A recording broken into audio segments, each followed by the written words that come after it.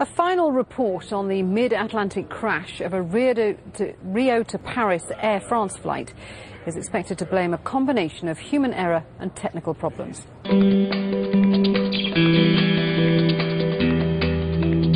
A report out today is expected to blame a human error and malfunctioning speed sensors for the 2009 crash of an Air France flight from Rio to Paris. All 228 people died.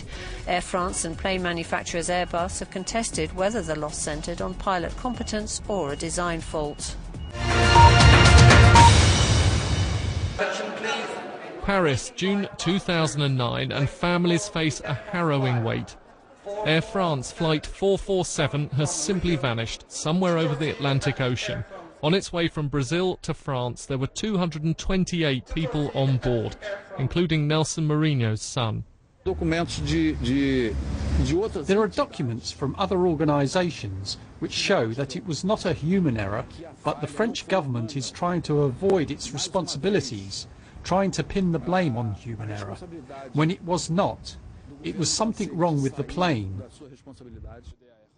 The families have had a long wait. It took nearly 2 years to find most of the Airbus A330. Full of clues, the black box flight recorders were 2.5 miles down, scattered on an underwater mountain range. Anne Evans worked on the sea search. It was very deep water, up to 4,600 metres, and somebody described it to me as trying to look for wreckage in Switzerland at night with a torch. A report last year detailed problems with the airspeed indicators which switched the autopilot off. One of the co-pilots put the plane into a climb, but despite repeated alarms, none of the crew realised the plane had stalled. In just 3.5 minutes, it had dropped from the sky. This final report isn't expected to reveal any new surprises, but it could trigger criminal charges against the companies involved. It all began on May the 31st, 2009. Shortly after 2200 hours UTC, Universal Time, the time standard used in aviation, Air France Flight 447 took off from Rio de Janeiro, heading for Paris Charles de Gaulle Airport. It was an Airbus A330-200 series, carrying 228 people, or souls, as they say in the industry, 216 passengers, 12 crew members. 4 hours into its 11-hour journey, things started to go wrong. At 0200, the plane entered a thunderstorm with strong turbulence, and the pilots made a short course correction to avoid the bad weather. Then a problem with the plane's pitot tubes, the small probes that are used to measure the speed of the aeroplane. It's believed they got clogged with supercooled ice. The speed sensors iced over. In the cockpit, the computers behaved as they were supposed to. The autopilot disengaged. The plane's co-pilot, who was the pilot flying, reacted by pulling back on the side stick, and the plane started to climb. Within a minute, the plane had climbed to 38,000 feet and was outside its certified parameters. There was a stall warning as the plane's airspeed dropped dramatically, and the plane fell out of the sky, falling at nearly 11,000 feet a minute. As the earlier reports make clear, over the next 3.5 minutes, there was confusion in the cockpit as the pilots tried and failed to regain control of the aircraft. So far, in the early reports, the accident investigators from France have been focusing on a series of sustained mistakes by at least one of the pilots.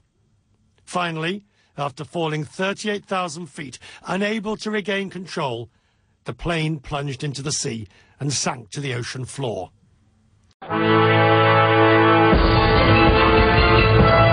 The black boxes were salvaged from the bottom of the Atlantic in May. They've helped to explain why the plane went down in 2009. The pilot failed to distribute tasks. It wasn't clear which co-pilot was in charge of what. The crew did not launch a procedure following an unexplained change of speed. Analysts say the plane's speed sensors froze over during the flight. That caused the autopilot to switch off. But investigators also say the pilots didn't apply the correct procedure when that happened. The role of the inquiry isn't to accuse, but to understand the cause of the accident. What they're really saying, it wasn't the pilot's fault, but at the same time, it was.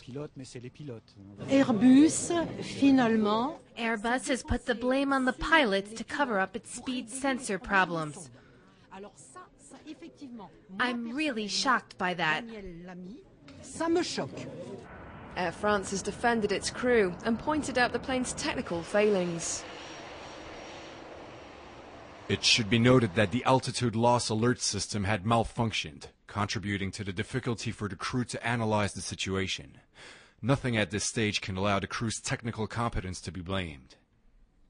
Meanwhile, Airbus has welcomed the report's findings. Airbus welcomes the latest BEA interim report on the AF447 accident as a further step towards gaining a full understanding of the chain of events that led to this tragic accident.